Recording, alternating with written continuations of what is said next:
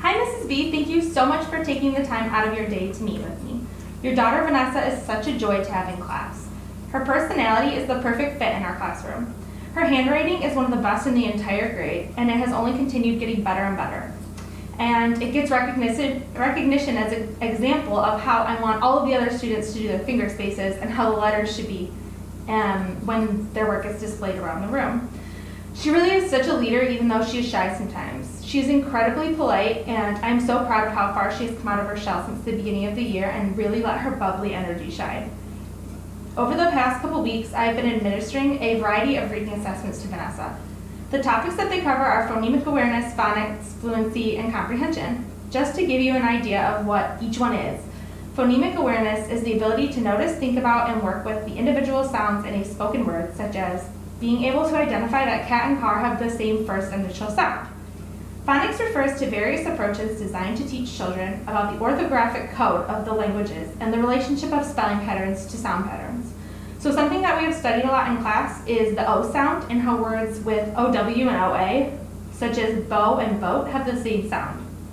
Fluency is the ability to read text quickly, accurately, and with proper expression. Fluent readers no longer spell out each word, and they know that most of their sight words and stop properly at punctuation and things like that. Comprehension is the ability to understand and gain meaning from a text. This means that after reading a text, students will be able to tell me what the main idea of the story is and what some supporting details are that they have learned. Vanessa is really good at blending words. This can be seen during the phonics awareness assessment.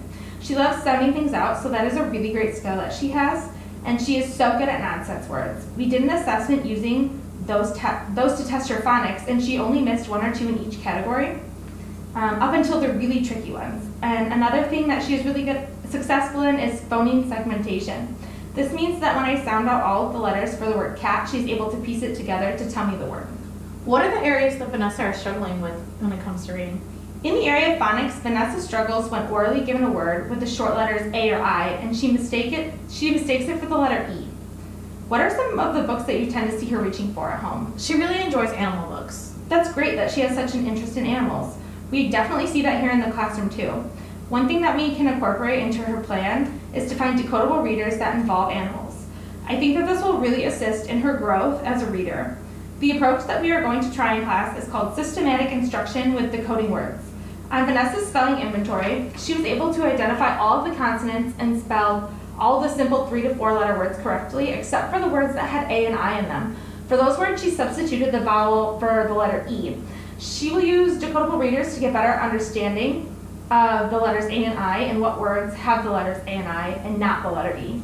Decodable readers provide practice with sounds and their corresponding letters, which is what Vanessa needs in order to correctly identify what letter belongs to each sound. So, are there any resources you can send home with Vanessa to help me help her at home? At home, I'm going to send home some alphabet cards. It will be beneficial for her to have the opportunity to have words containing those letters read aloud to her and see if she can identify them. So this is a quick and easy thing that you can do at night before bed with her, and I think it would really benefit her. Next, we will be working on initial first sounds. We will be using word family builders to strengthen this area. When Vanessa was administered the Reading Rocket Phonological and Phonemic Awareness Assessment, one of the sections that she really struggled with was the initial sound section. When read aloud to her, she was only able to recognize that 1 out of 3 sets of words that began with the same initial sound were the same initial sound.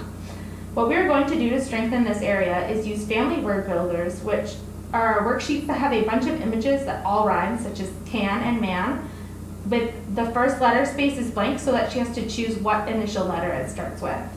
What do you do to support her reading at home? Sometimes we read together, but I'm always looking for new ways to help support Vanessa at home. That's great that you read together at home. You can support her by using onset rhyme sliders. They're super simple and something that she can do all on her own. They're similar to the word family builders in a sense that the rhymes, or the part with the vowel and beyond, are solid, but you can slide the initial letter to make new words. Is there anything that you have noticed that she struggles with when you're listening to her read to you? Yeah, she tends to stop a lot and struggles with reading when not really reading that fluently, which you mentioned earlier was fluency. What are some things I can be doing at home with Vanessa that will help her improve her fluency? Fluency is definitely something that we're working on. Vanessa is not yet at a stage where she can read fluently through a passage without stumbling upon many words on her own, and therefore she's really unable to gain any comprehension of the story that she reads.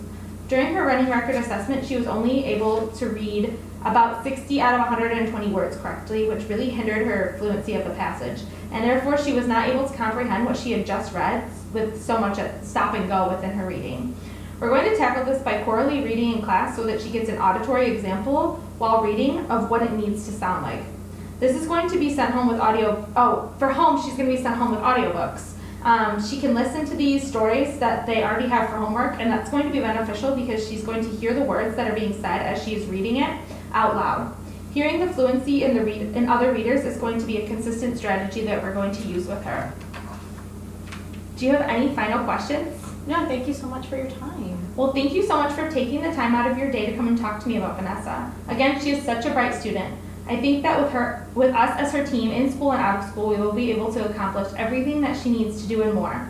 When we strengthen one area, we begin to strengthen them all. I see how much she appreciates your guidance when she comes to school and tells me all about how she practiced with you the night before. It is so important for parents to be involved, and she is definitely a lucky girl. It was so nice to meet you. Nice to meet you as well.